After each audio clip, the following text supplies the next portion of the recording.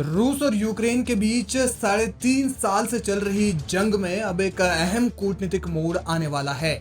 15 अगस्त को अलास्का में रूस के राष्ट्रपति व्लादिमीर पुतिन और अमेरिकी राष्ट्रपति डोनाल्ड ट्रंप की मुलाकात तय हो चुकी है। इस बैठक ने वैश्विक राजनीति में हलचल मचा दी है। माना जा रहा है कि इस मुलाकात के बाद संभव है कि रूस यूक्रेन सीज़फायर पर बात बन जाए। इससे पहले अमेरिका ने तमाम कोशिशें की, लेकिन वो रूस को सीज़फायर समझौते पर नहीं मनवा सका। फरवरी 2022 में शुरू हुए इस युद्ध में अब तक हजारों लोगों की मौत हो चुकी है और लाखों लोग विस्थापित हुए हैं। अमेरिका और यूरोप के देशों ने रूस पर व्यापक आर्थिक और सैन्य प्रतिबंध लगाए, जबकि यूक्रेन को भारी आर्थिक और हथियारों की मदद दी गई। इस पूरे संघर्ष में अमेरिका की भूमिका यूक्रेन के सबसे बड़े समर्थक की रही। ऐसे में अमेरिका की धरती पर पुतिन की किसी शीर्ष अमेरिकी नेता या यूं कहें कि सीधे अमेरिकी राष्ट्रपति से मुलाकात होना अपने आप में बेहद महत्वपूर्ण माना जा रहा है। पुतिन ट्रंप की बैठक की कूटनीतिक अहमियत। ये बैठक इसलिए और भी ज्यादा अहम मानी जा रही है क्योंकि इसे अमेरिकी राष्ट्रपति डोनाल्ड ट्रंप द्वारा व्लादिमीर पुतिन को सीधे तौर पर भेजा गया निमंत्रण बताया जा रहा है। इससे पहले ट्रंप ने तुर्की में पुतिन और यूक्रेन के राष्ट्रपति वोलोदिमीर जेलेंस्की के बीच वार्ता कराने का प्रयास किया था, लेकिन रूस ने इस बैठक में अपने निचले स्तर के अधिकारियों को भेजा, जिससे वार्ता का महत्व घट गया और जेलेंस्की को अपमानित होकर लौटना पड़ा। अब जब पुतिन खुद अलास्का में ट्रंप से मिलने जा रहे हैं तो इसे रूस की एक बड़ी रणनीतिक सफलता के रूप में देखा जा रहा है। यही नहीं, चर्चा है कि डोनाल्ड ट्रंप ऐसे कुछ इलाकों को भी रूस में बने रहने देने पर सहमति जता सकते हैं जिन पर उसने कब्जा जमा लिया है। 2014 के बाद से अब तक रूस ने यूक्रेन के करीब 19% हिस्से पर कब्जा कर लिया है। ऐसी स्थिति यूक्रेन के लिए चिंताजनक साबित हो सकती है। खुद यूक्रेन के राष्ट्रपति वोलोदिमीर जेलेंस्की ने भी स्वीकार कर लिया है कि अमेरिका की ओर से वार्ता का ऑफर देना तो व्लादिमीर पुतिन की निजी जीत है। मीडिया से बात करते हुए जेलेंस्की ने कहा कि इस मीटिंग के साथ ही रूस का अंतर्राष्ट्रीय कूटनीति से एकांतवास खत्म हो जाएगा। जेलेंस्की ने कहा, अमेरिका की धरती पर ट्रंप से पुतिन की मुलाकात होगी, मैं इसे पुतिन की निजी जीत के तौर पर देखता हूं। हालांकि दूसरी ओर यह भी कहा जा रहा है कि अगर ऐसे किसी बिंदु पर सहमति बनती भी है तो यूक्रेन इसका सीधा विरोध कर सकता है।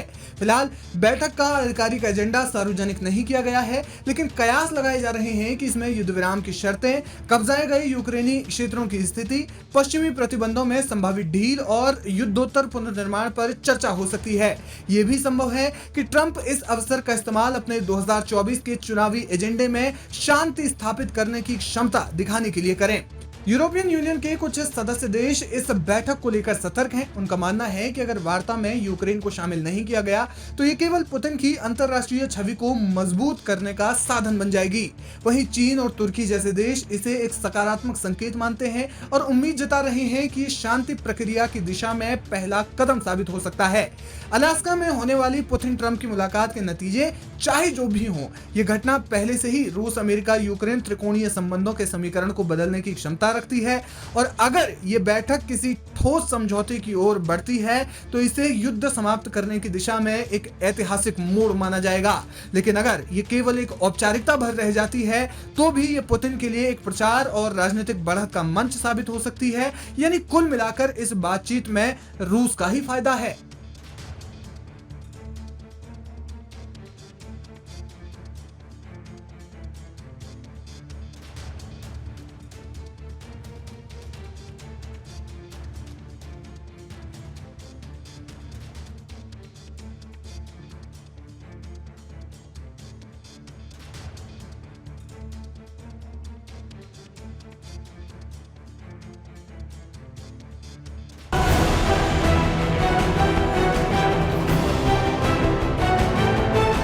रूस और यूक्रेन के बीच युद्ध को रुकवाने के लिए अमेरिकी राष्ट्रपति डोनाल्ड ट्रंप ने एड़ी चोटी का जोर लगा दिया। कभी प्यार से तो कभी धमका कर रूस को मनाते रहे, लेकिन रूस टस से मस नहीं हुआ।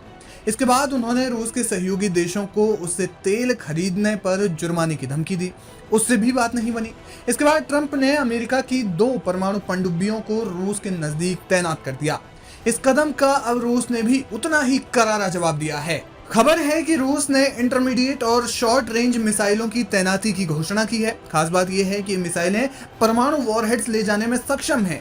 रूस का कहना है कि अब वो उस मोरेटोरियम से बंधा नहीं है जो इंटरमीडिएट और शॉर्ट रेंज मिसाइलों की तैनाती पर पहले लागू थे। आपको बता दें कि साल 1987 के हथियार नियंत्रण समझौते में 500 से 5500 किलोमीटर की दूरी तक मार करने वाली जमीनी मिसाइलों पर रूस ने प्रतिबंध लगा दिया था, जिसे अब आधिकारिक तौर पर खत्म कर दिया गया है। मॉस्को ने पश्चिमी देशों पर अपनी राष्ट्रीय सुरक्षा के लिए सीधा खतरा पैदा करने का आरोप लगाया। रूसी विदेश मंत्रालय ने इस फैसले के पीछे अमेरिका की परमाणु पनडुब्बियों को अपने तटों के करीब भेजने को जिम्मेदार ठहराया।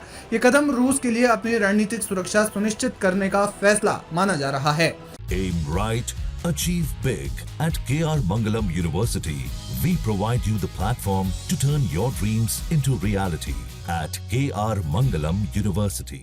वहीं रूस के पूर्व राष्ट्रपति और देश की सिक्योरिटी काउंसिल के डिप्टी चेयरपर्सन दिमित्री मेदवेदेव ने कहा, मध्यम और छोटी दूरी की मिसाइलों की तैनाती पर लगी रोक हटाने संबंधी रूसी विदेश मंत्रालय के बयान नेटो देशों की रूस विरोधी नीति का नतीजा है। ये एक नई सच्चाई है जिसका सामना हमारे सभी विरोधियों को करना होगा। आगे और कदम उठाने की उम्मीद है। अब क्योंकि अमेरिका रूस के खिलाफ आक्रामक रुख अपनाए हुए है, तो रूस ने भी आक्रामकता से जवाब दिया है। रूसी सांसद विक्टर वोडोलात्स्की ने दावा किया कि रूस के पास अमेरिका से अधिक परमाणु पनडुब्बियां यानी लगभग 54 परमाणु संचालित पनडुब्बियां हैं, जिनमें से 8 बोरेई क्लास शामिल हैं और अमेरिकी पनडुब्बियां उनकी निगरानी में है। रूस ने यह भी कहा कि उनकी मिसाइलें जैसे RS-24 यार्ड्स और नई B-21 रेडर अमेरिकी ठिकानों को निशाना बना सकती हैं। लेकिन सिर्फ इतना ही नहीं, रूस ने दूसरी ओर भारत का भी खुलकर समर्थन किया है। ट्रंप की भारत को रूसी तेल खरीदने पर धमकी के बाद जहां भारत ने भी कड़ी प्रतिक्रिया दी, तो रूस ने भी अमेरिका को फटकार लगाते हुए कहा कि किसी भी देश को मजबूर करना कि वो रूस से व्यापार ना करे, वो गैर कानूनी है। रूसी अधिकारियों ने कहा कि अमेरिका की ये टैरिफ बढ़ाने वाली बात दरअसल कोरी धमकी है। हर संप्रभु देश को ये अधिकार है कि वो किसके साथ आर्थिक रिश्ते बनाए, ये वो खुद तय करे। क्रेमलिन के प्रवक्ता ने कहा, हम इसे अपने व्यापारिक साझेदारों के खिलाफ सीधी धमकी मानते हैं। किसी भी देश को जबरन ये कहना कि वो रूस से व्यापार बंद कर दे अंतर्राष्ट्रीय नियमों के खिलाफ है। यानी देखा जाए तो अमेरिका सिर्फ रूस से ही नहीं बल्कि रूस के साझेदारों से भी रिश्तों में तनाव पैदा कर रहा है। लेकिन फिलहाल रूस के मोर्चे पर अमेरिका की लगभग हर एक धमकी या हर एक कार्रवाई नाकाम साबित हुई है।